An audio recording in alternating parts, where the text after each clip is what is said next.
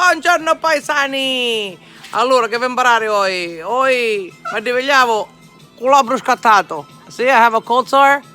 And that's how you say it in Sicilian, is mi scattavo labbro.